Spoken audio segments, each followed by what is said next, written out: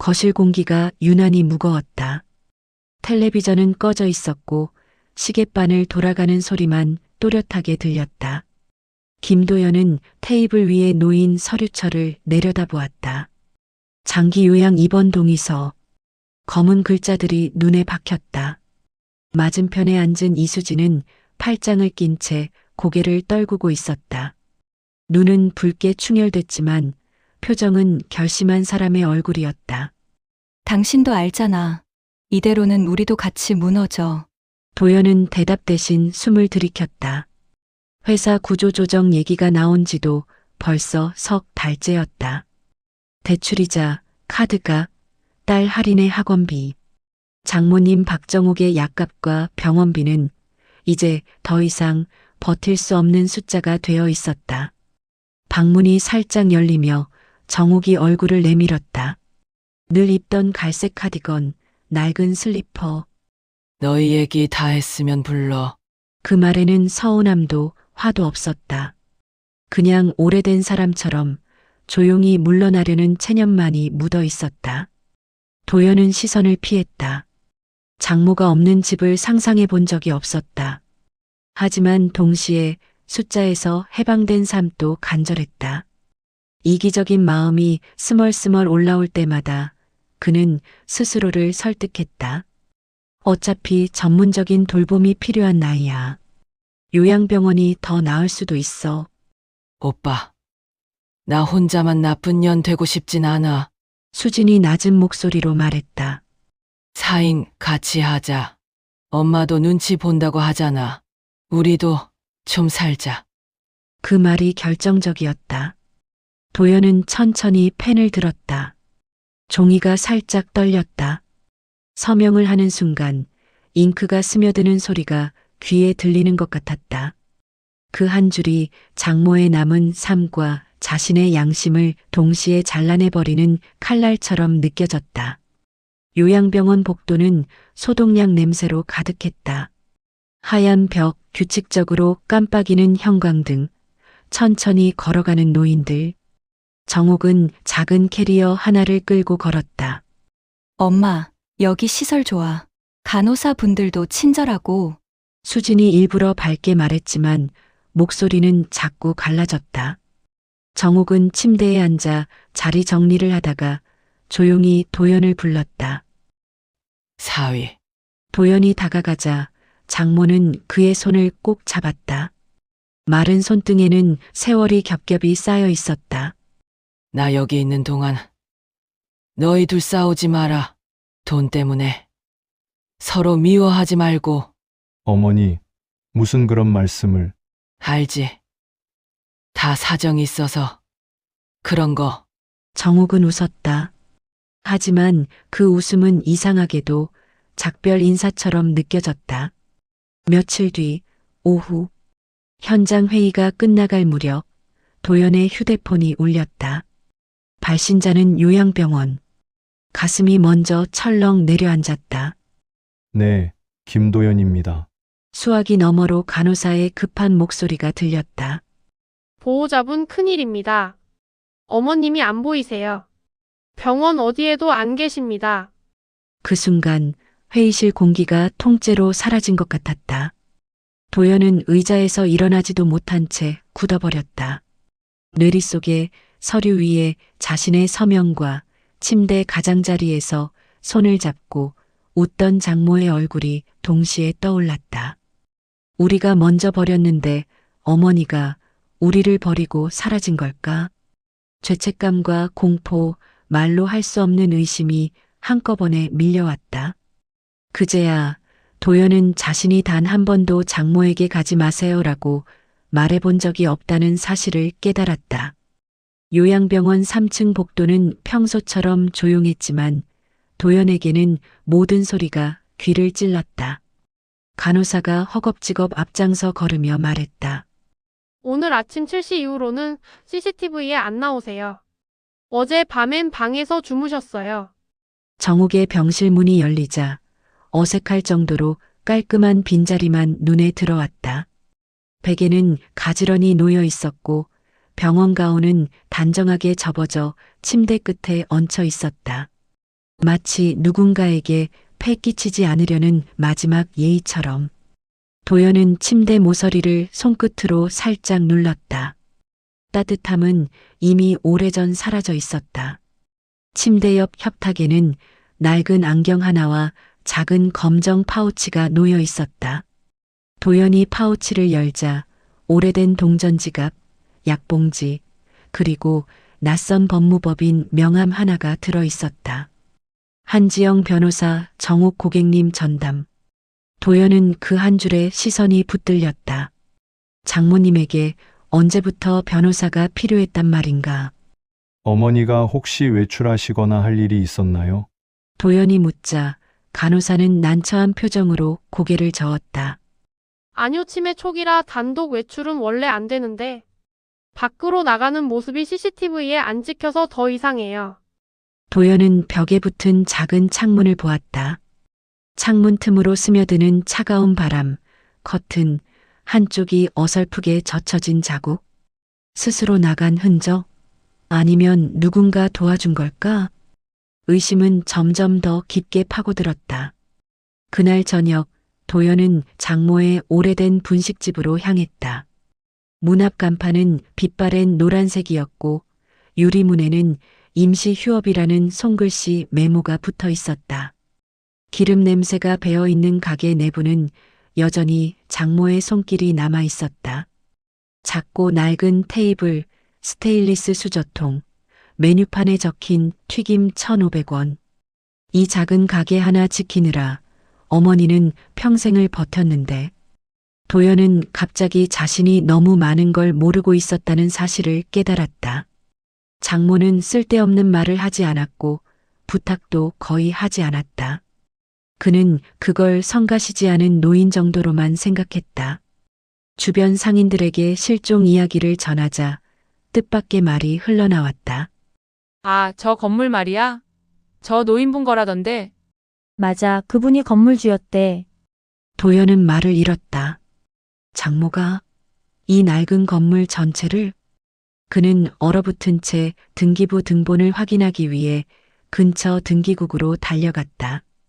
프린트된 서류에는 또렷하게 적혀 있었다. 소유주 박정옥. 그 순간 도연의 손이 떨렸다. 단순한 상가 하나가 아니었다. 이 지역은 최근 재개발로 인해 시세가 폭등하고 있었고 이 건물만 해도 수십억은 충분히 넘어 보였다. 집으로 돌아온 도연은 장모의 서랍장을 뒤졌다. 조용하고 정갈한 방 특유의 냄새가 코끝을 스쳤다. 수진이 놀라서 달려왔다. 뭐 하는 거야? 수진아, 혹시 엄마 어디 다른 데 다니던 데 없었어? 모르겠어. 엄마 일 같은 건 내가 신경 쓸 여유도 없었고. 수진의 목소리는 점점 작아졌고 눈빛에는 어딘가 죄책감과 불편함이 섞여 있었다. 서랍 깊숙한 곳에서 도연은 한 장의 종이를 발견했다. 은행 통장 복사본. 거기에는 도연이 상상한 적 없는 숫자가 적혀 있었다. 잔액 14억 3,200만 원. 도연의 심장이 쿵 내려앉았다. 이게 대체 뭐야? 모든 퍼즐 조각이 뒤죽박죽 섞이고 있었다. 장모님은 왜 가난한 척을 했을까? 왜 가족에게 단 한 번도 이런 사실을 말하지 않았을까? 왜 요양병원에서 사라졌을까? 정옥은 단순히 사라진 것이 아니라 어딘가로 향했다. 계획적으로 이유를 숨긴 채 도연은 마지막으로 침대 위에 낡은 슬리퍼 한 짝을 바라보았다. 그 순간 전보다 더 깊은 공포와 정체 모를 감정이 밀려들었다. 어머니는 대체 어떤 삶을 살아왔던 걸까? 그리고 그 삶에서 우리는 얼마나 무심했을까? 도연은 슬리퍼를 조용히 주워들었다. 마치 사라진 사람의 마지막 체온을 붙잡으려는 것처럼. 장모가 남긴 통장 사본이 발견된 다음 날 도연은 집 거실의 공기가 이상하리만큼 차갑다는 걸 느꼈다.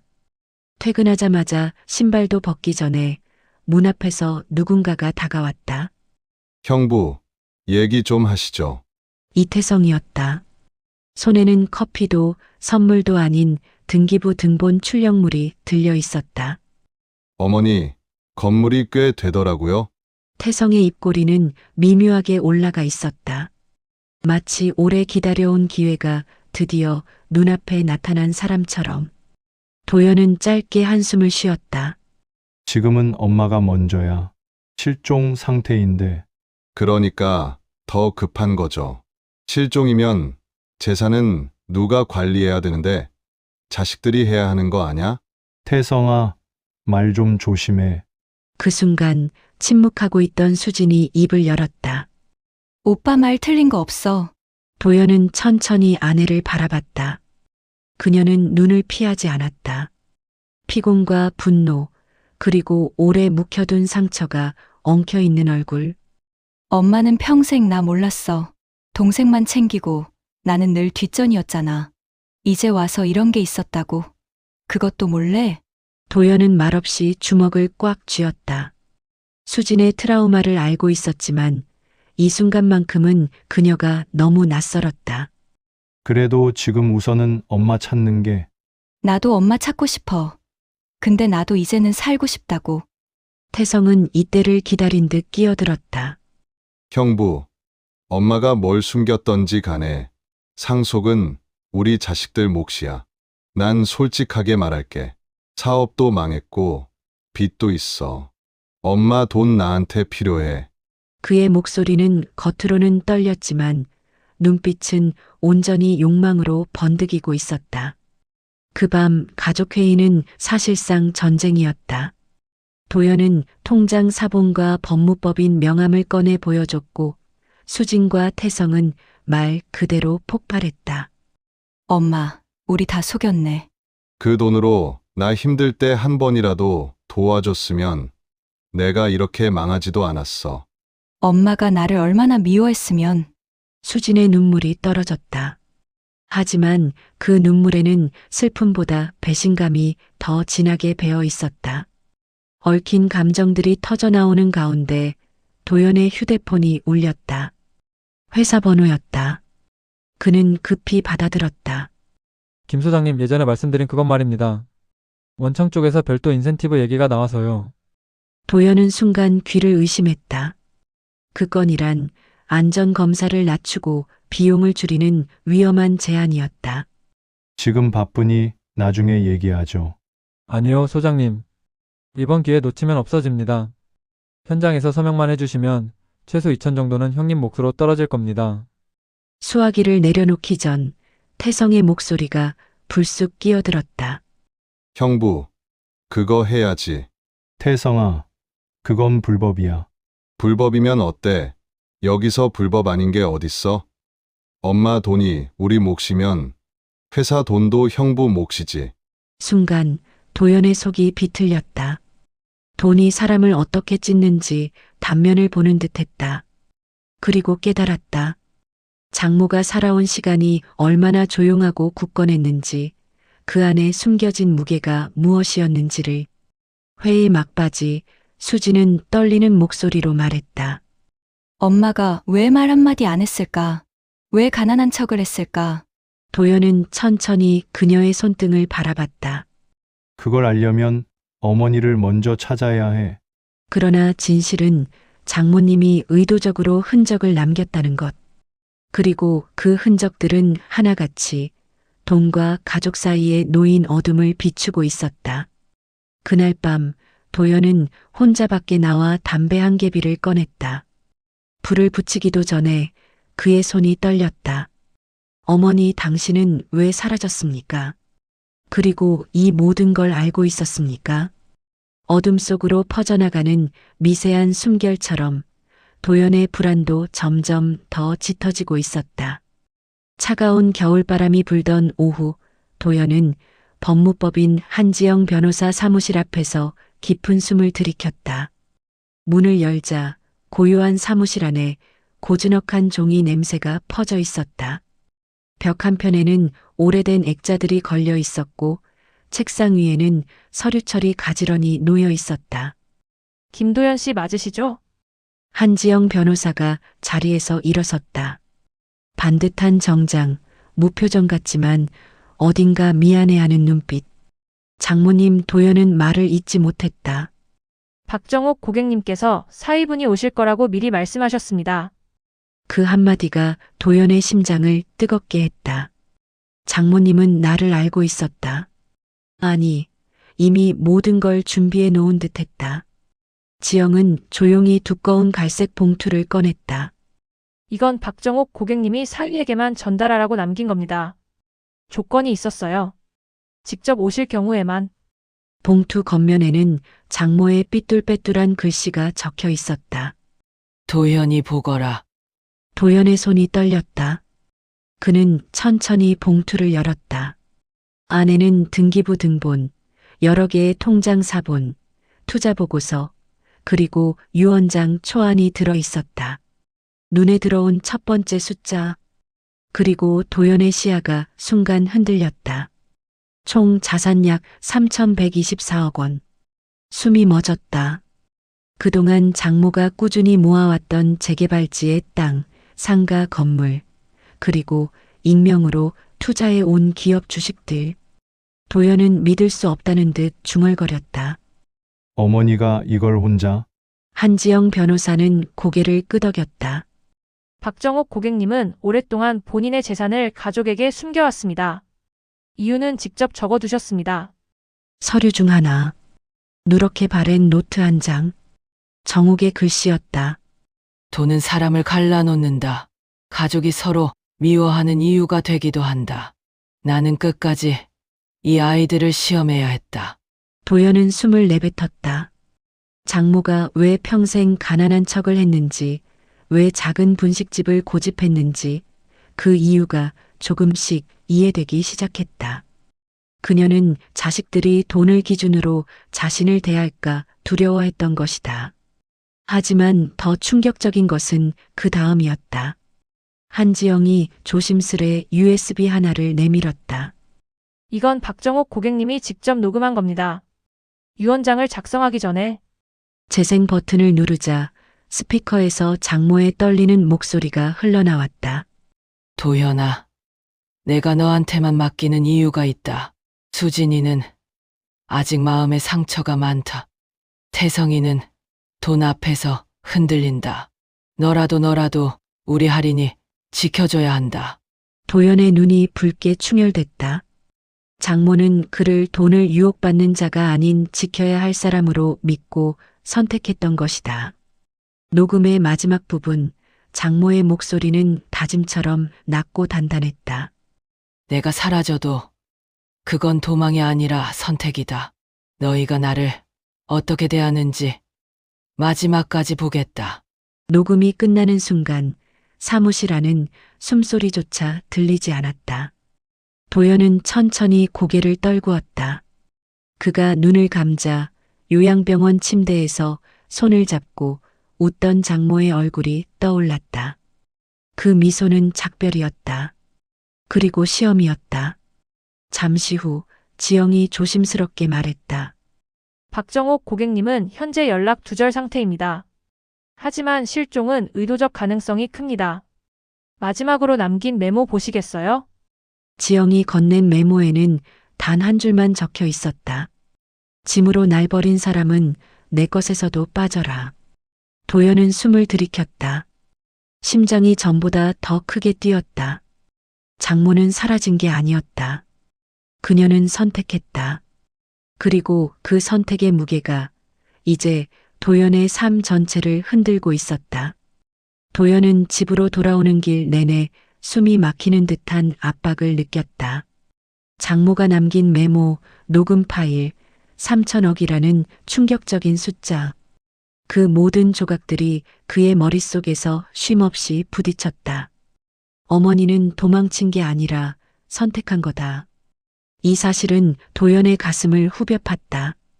자신이 어떤 마음으로 서명했는지, 어떤 눈빛으로 장모를 요양원에 보냈는지 생생히 떠올랐다. 집 문을 열자마자 거실에서는 태성과 수진이 이미 그의 귀환을 기다리고 있었다. 형부, 어머니 소식 있어요? 수진은 불안한 표정으로 서류철을 바라보며 말했다. 변호사 만났다며 무슨 말 들었어? 도연은 서둘지 않았다. 천천히 외투를 벗고 한숨을 길게 내쉬었다. 그리고 거실 테이블 위에 폰을 올렸다. 그 전에 우리 얘기 좀 해야겠다. 그는 고개를 들고 두 사람을 차례로 바라봤다. 요양병원에서 사라졌을 때 너희가 했던 말들 기억나? 태성이 눈을 피하며 웃었다. 아, 형부. 그게 뭐, 그냥 당황해서. 그냥이 아니었어. 도연은 폰을 눌렀다. 거실에 울려 퍼지는 음성들. 엄마 재산, 우리 몫이야. 형부, 난 빚 있어. 엄마 돈 나한테 필요해. 엄마는 평생 나 안 챙겼어. 이제 좀 받아도 되잖아. 수진의 표정은 서서히 굳어갔다. 태성은 얼굴이 벌개져 녹음한 거야? 라며 눈을 부릅떴다. 도연은 단호히 고개를 끄덕였다. 사람은 돈 앞에서 어떤 얼굴을 하는지 알아야 된다고 생각했다. 잠시 정적이 흘렀다. 도연은 장모가 남긴 메모를 꺼내 조심스럽게 펼쳤다. 종이는 오래된 듯 약간 구겨져 있었다. 그는 천천히 읽었다. 짐으로 날 버린 사람은 내 것에서도 빠져라. 수진의 입술이 떨렸다. 엄마가 그런 말을? 나한테? 도연은 조용히 고개를 저었다. 특정인을 말한 게 아니야. 우리 모두한테 한 말이었어. 말 끝에서 그의 목소리는 조용히 흔들렸다. 특히 나한테. 수진의 눈에 눈물이 맺혔다. 나 그냥 엄마가 나한테 했던 일들이 너무 오래 남아 있어서 그래서. 그래도 그건 이유가 될 수 없어. 도연의 목소리는 날카롭지도 차갑지도 않았다. 그저 부서지기 직전의 진실을 드러내는 소리였다. 태성이 비웃듯 말했다. 형부, 그러니까 뭐, 이제 형부가 어머니 재산 관리할 거라고? 그게 말이 돼? 도연은 그의 눈을 똑바로 바라봤다. 말이 되게 만든 건 너희들이야. 도연은 법무법인에서 받은 서류철을 꺼냈다. 태성과 수진의 눈이 동시에 확장됐다. 이거 설마. 그래, 도연은 고개를 끄덕였다. 장모님의 전 재산, 현재까지 파악된 것만 3,124억. 침묵. 숨소리조차 죽어버린 듯한 정적. 그 정적 속에서 태성의 눈은 금세 탐욕과 충격이 뒤섞인 빛으로 변해갔다. 형부 그거, 우리 같이. 아니, 도연이 단칼에 잘랐다. 이건 너희가 만질 수 있는 돈이 아니다. 뭐라고? 장모님이 남긴 조건이 있어. 도연은 녹음 파일 마지막 부분을 재생했다. 도연아, 내가 선택해라. 누가 내 곁에 설 사람인지. 수지는 손으로 입을 막았다. 그동안 엄마에게 느껴온 상처와 죄책감, 분노가 한꺼번에 몰려오는 얼굴이었다. 도연아, 나 어떻게 해야 돼? 먼저 도연이 말을 아꼈다. 우리 모두 잘못을 인정해야 해. 그는 장모의 방에서 가져온 슬리퍼 한 짝을 조심스레 테이블 위에 올려놨다. 이게 어머니가 마지막으로 남긴 거야. 우리한테. 태성은 슬리퍼를 보며 머뭇거렸다. 겨우 저거 하나로 감정을 팔려고. 도연의 목소리가 낮지만 단단하게 울렸다. 저 하나도 우리가 지켜드리지 못했어. 그 순간 수진의 눈물이 조용히 바닥으로 떨어졌다. 그들의 얼굴에 드리워진 것은 돈이 아니라 그동안 외면해 온 사람의 무게였다. 유언장 개봉날 하늘은 잿빛으로 가라앉아 있었다. 도연은 로펌 회의실 문 앞에서 잠시 멈춰섰다. 문 너머에서 들리는 낮은 속삭임, 뒤섞인 숨소리. 이미 도착한 수진과 태성은 초조함과 욕망이 동시에 뒤섞인 얼굴이었다. 문이 열리자 회의실 한가운데 은색 서류함이 놓여 있었다. 그리고 변호사 한지영이 자리에 앉으며 말했다. 오늘은 정식 개봉입니다. 박정옥 고객님께서 살아생전 작성한 유언장을 법적 효력을 갖는 형태로 보관해 오던 그 원본입니다. 도연의 심장이 요동쳤다. 이 문 하나를 여는 순간 장모의 마지막 의도가 세상에 드러나는 것이다. 지영이 봉인 스티커를 칼로 조심스럽게 잘랐다. 찢어지는 종이의 소리가 회의실에 울렸다. 그 순간 수진이 숨을 들이켰다. 엄마가 대체 우리한테 뭘 남긴다는 거야? 태성은 손등에 땀을 닦으며 씩 웃었다. 뭘 남기긴. 당연히 자식들이지. 그러나 유 원장은 그들의 기대와는 정반대에서 철저하게 구성되어 있었다. 지영이 첫 장을 읽기 시작했다. 박정욱. 본인의 재산 및 권리는 다음과 같은 조건에 따라 배분한다. 그녀의 목소리는 흔들림 없이 단단했다. 첫째, 분식집 부지 및 상가 일체는 김도연에게 위임한다. 순간 두 사람의 시선이 도연에게 꽂혔다. 수진의 입술이 떨렸다. 뭐, 태성은 벌떡 일어나 외쳤다. 형부가 왜? 그건 말도 안 돼. 지영은 다음 페이지를 넘겼다. 둘째, 재개발지 일대 토지 및 건물 또한 김도연과 손녀 김아린에게 공동명의 신탁한다. 도연은 숨조차 쉬지 못했다. 수진은 눈을 크게 뜬 채 변호사에게 소리쳤다. 엄마가 나를 빼고 딸인데 남의 집 사위한테. 지영은 조용히 고개를 저었다. 유언장에는 배제 이유가 적혀 있습니다. 박정옥 고객님이 직접 쓰신 글입니다. 종이장 하나가 천천히 뒤집혔다. 누렇게 바랜 펜글씨가 회의실 조명을 받아 반짝였다. 너희 둘은 내가 힘들 때 내 곁에서 등을 돌렸다. 내 늙은 몸을 짐으로 여겼다. 짐 취급한 이들에게 내 것을 줄 수는 없다. 태성은 얼굴이 새빨개져 소리쳤다. 그게 왜 우리가 짐이야. 난 그냥 사업이 힘들어서. 수진은 손등으로 눈물을 막으며 말했다. 엄마는 평생 나를 미워했어. 그러니까 지금도 이 마지막에도. 그러나 지영은 고개를 살짝 기울였다. 그 부분도 적혀 있습니다. 읽어드릴까요? 수진의 손이 떨렸다.